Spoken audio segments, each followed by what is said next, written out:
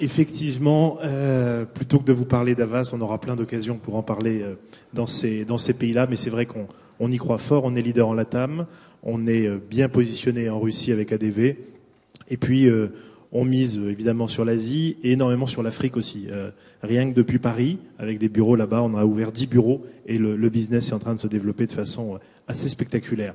Ça reste du small business, mais dans les 3-5 ans, des grandes marques, on vient de gagner successivement sur plusieurs pays d'Afrique, des Air France, des Canal+, Vlisco, marque de produits de soins là-bas. Bref, ça bouge. Oui, on va commencer avec cette photo que vous avez peut-être vue, et puis on va juste comme ça, en un quart d'heure, 20 minutes, comme un album de famille, parce que quand vous êtes levé ce matin, vous avez entendu cette nouvelle. Si vous aimez, a priori, si vous êtes au Web Forum, vous êtes toutes et tous de la génération Apple. Donc forcément, ce que vous avez entendu ce matin, même si c'était prévisible, vous a, comme nous tous, ému. Et on voulait, j'ai appelé vers 6-7 heures du matin à Vincent en lui disant est-ce que je peux changer un petit peu et puis rendre ce petit hommage, puisque j'arrivais pas forcément à trouver le sommeil vers 4 heures quand j'ai eu cette info. Donc un album de famille en keynote avec très rapidement, si les slides suivent, ce message que vous avez vu sur le site d'Apple, 1955-2011, 56 ans c'est jeune. Et quand on sait qu'en 2005, devant le parterre d'étudiants de Stanford, il révélait vraiment pour la première fois son cancer du pancréas, racontait ce combat, c'était il y a 6 ans. Il y a eu depuis une transplantation du foie et donc un combat permanent. Et au-delà des prouesses technologiques, je crois que ce témoignage face à la maladie, on est nombreux à être concernés par cette maladie, et bien jusqu'au bout, un peu comme un David Servan-Schreiber, il a voulu témoigner et honorer une mission assez incroyable. Même Google lui a rendu hommage. C'est la première fois, je crois, dans l'histoire de Google, que Google mettait un lien cliquable sur sa homepage qui ne renvoyait pas vers un site de Google. Et évidemment des manifestations, et je crois qu'à 18h30, il y a en France devant l'Apple Store, mais un peu partout, la planète s'est émue et les gens se demandent mais qu'est-ce qu'il a de si spécial? Après tout, ça n'est qu'un patron de boîte high-tech. Et c'est vrai que si on comparait à la génération d'avant, moi je suis né en 1967, j'ai 43 ans, je pense que le décès de Steve Jobs, c'est un peu comme la disparition de John Lennon. C'est-à-dire quelqu'un qui incarnait beaucoup plus que le métier, la discipline dans laquelle il avait excellé. Et je pense que derrière ce message, il y a ce film-là.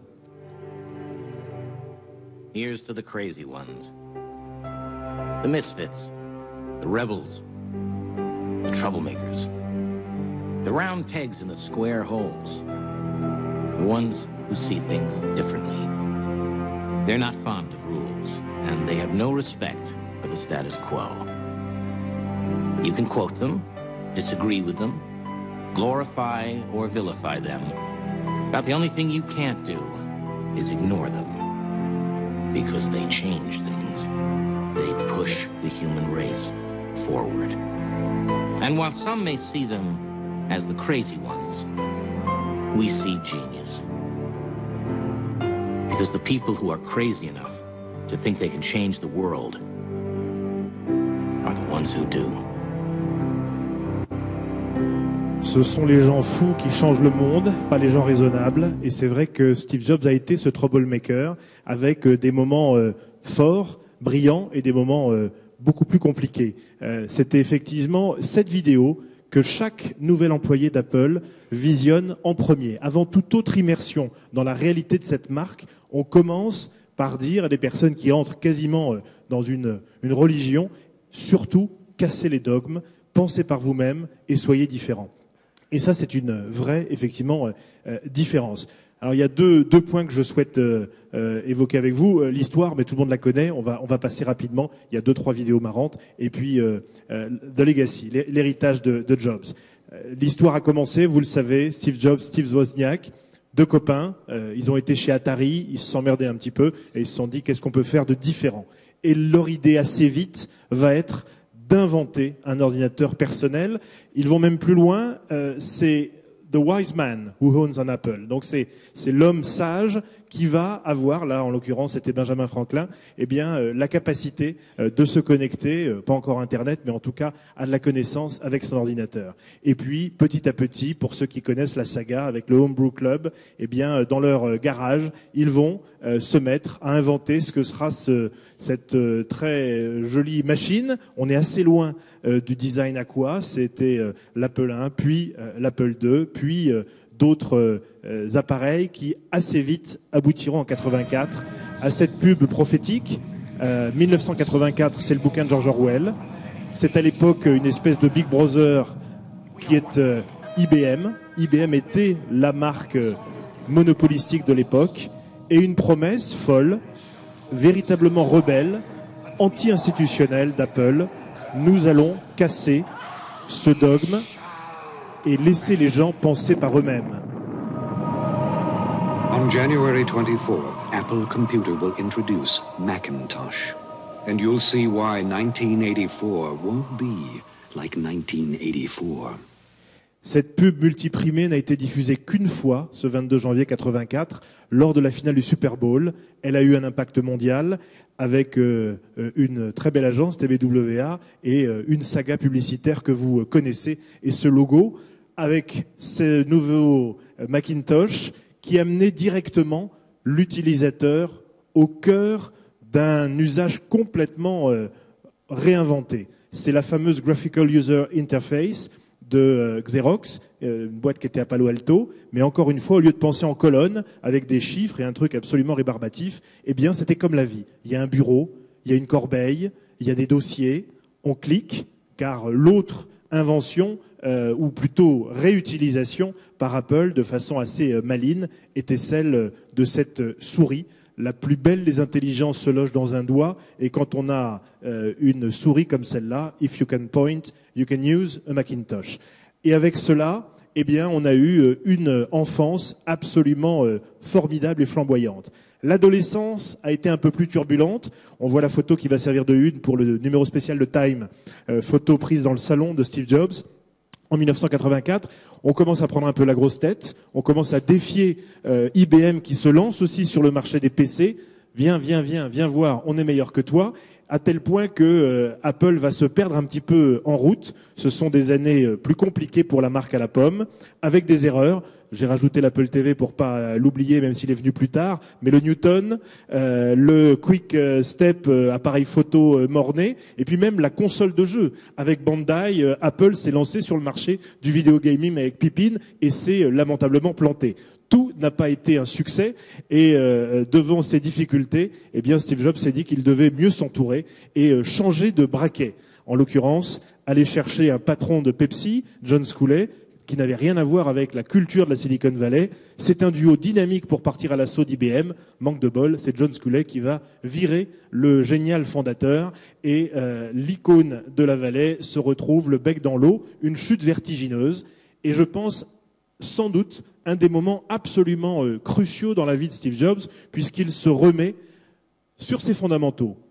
Qu'est-ce qui me fait vibrer? Créer, innover, réinventer, c'est Next, qui donnera lieu à macOS 10 avec Jean-Loup Gasset, et bien sûr Pixar, qui va l'amener tout simplement à défricher les terres du contenu, qui sont au cœur de la stratégie aujourd'hui d'Apple. Pixar, qui sera vendu 7 milliards de dollars à Disney. Encore hier soir, Steve Jobs détenait 7% du groupe Disney. C'est vous dire la réussite de ce modèle. Et puis, on est prêt à tout, même à surprendre son public. En 97, lors du retour triomphant de Steve Jobs, voilà son partenaire. Stupeur dans la salle. On ne mord pas la main qui vous nourrit. Steve Jobs a besoin de l'argent de Microsoft. Il annonce un accord avec l'ennemi quasi historique. Et Bill Gates a beau dire que le Macintosh est formidable, la pilule a du mal à passer. Et pourtant, ça va être un des tournants du retour de Jobs aux commandes. Autre élément qui a été aussi stratégique, eh bien, c'est, vous le savez, l'amour du design.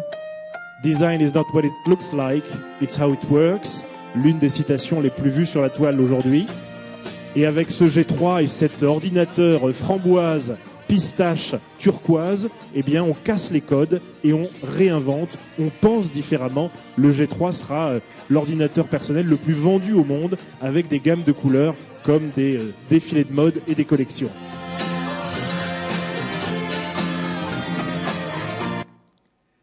Autre élément du puzzle, et on n'aura pas le temps de voir cette vidéo, mais si le sujet vous intéresse, allez voir sur YouTube, en 1997, cette conférence WWDC, la conférence des développeurs d'Apple, où on a un Steve Jobs qui vous explique 15 ans avant le cloud computing, l'intelligence dans le réseau et ce qu'il n'aura de cesse d'aller chercher ensuite. Ce témoignage est absolument passionnant et c'était il y a 15 ans. Une vision et aussi un sens des priorités sans doute différents. On continue avec, évidemment, l'âge adulte. Là, vous connaissez et vous savez à quel point ça a été couronné de succès puisqu'il a réinventé avec une lettre, I comme moi, moi l'individu, le citoyen, I comme les yeux, parce que ça se voit, ça se touche. C'est une incursion dans le monde de la musique. Sony, autre géant de l'électronique, avait beau avoir Sony Music dans ses properties, eh bien Apple a réussi à fracasser tout sur son passage et à s'octroyer 70% de part de marché avec cet iPod et ce design et ces pubs extrêmement dépouillés, extrêmement simples, qui ont fait le tour de la planète.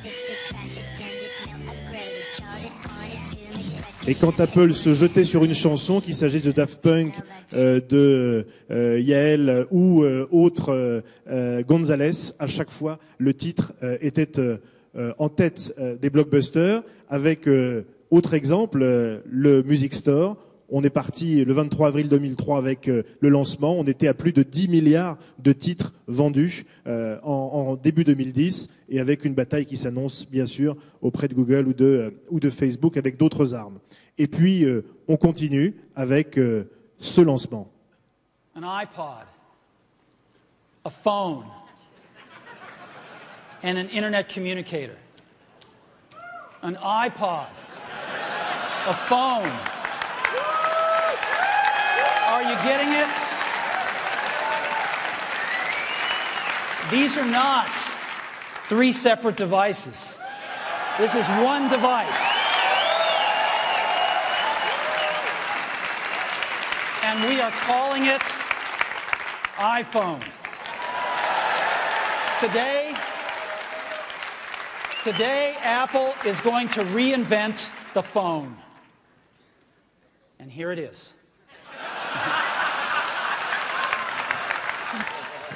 Design évidemment qui n'est pas définitif et qui verra l'iPhone s'imposer et là aussi casser entièrement les fondamentaux de l'industrie de la téléphonie dans le monde. Nokia avait 36% de part de marché, avait réussi à s'imposer avec une ergonomie très simple. Nokia a raté le user interface et les smartphones tactiles. Et effectivement, Apple est passé devant. Un marché qui bouge. HTC a un stand ici. Ils viennent de rentrer parmi les 100 premières marques au classement Interbrand. Et ils sont en train de bousculer à nouveau les codes avec des choix technologiques. Regardez comment Apple a vampirisé les recettes et les profits de l'industrie du mobile. Vous avez le lancement entre 2006 et début 2007. Et c'est la petite colonne en bleu clair. 2007, 2008, 2009, 2010, 2011. Les recettes nettes d'Apple sont bien supérieures à toutes les recettes des autres opérateurs, qu'il s'agisse de BlackBerry, Motorola, Nokia, Sony, HTC, etc. Un succès absolument incroyable dans la création de valeur. Et je parlais de Nokia, voilà 2 parcours boursiers assez différents, vous en conviendrez. Ça s'appelle être un game changer.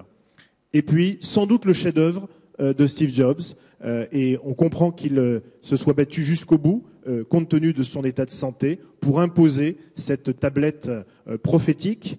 La dernière fois qu'il y avait autant d'excitation sur une tablette, il y avait des commandements écrits dessus. Cette image a fait le tour du monde. C'était une citation du Wall Street Journal.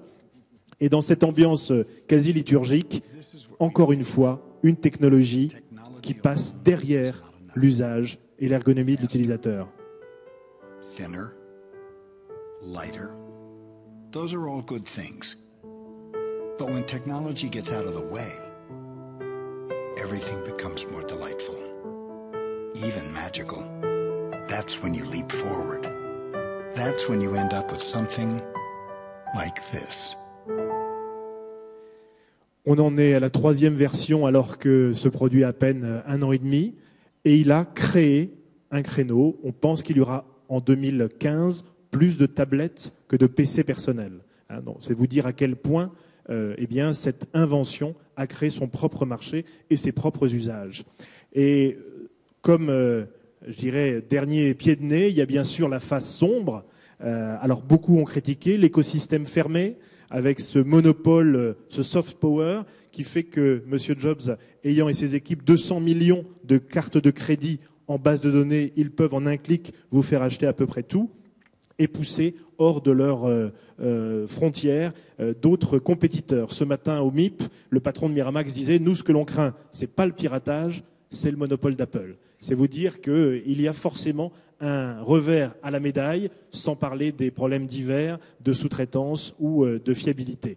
Mais encore une fois, il y a un héritage, et on terminera par ces 3-4 slides, sur des mots-clés, la simplicité. La simplicité, c'est beaucoup plus complexe que la complexité, et une fois que vous avez réussi à maîtriser, vous pouvez bouger des montagnes.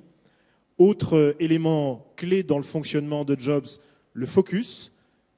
Focus is about to say no. Et on connaît tous son tempérament colérique. Moi, j'ai eu l'occasion de le faire venir sur une émission de télé en direct.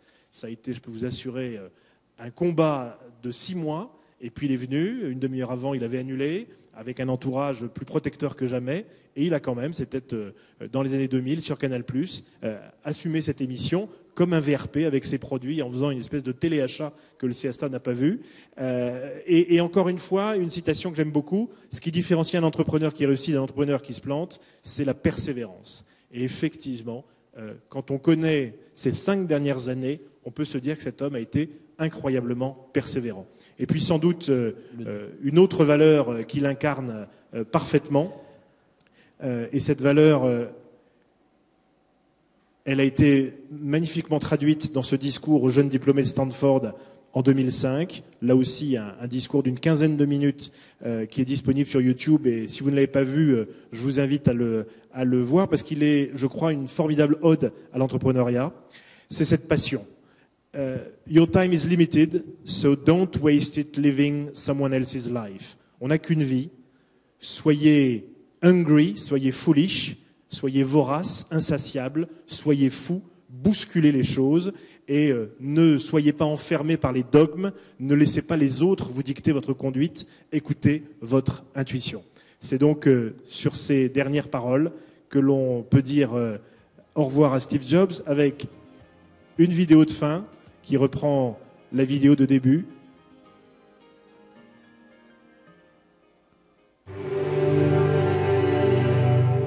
Here's to the crazy ones, the misfits, the rebels, the troublemakers, the round pegs in the square holes, the ones who see things differently.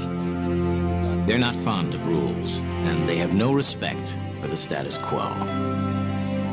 You can quote them, disagree with them, glorify or vilify them, but the only thing you can't do is ignore them, because they change things. They push the human race forward. And while some may see them as the crazy ones, we see genius. Because the people who are crazy enough to think they can change the world are the ones who do.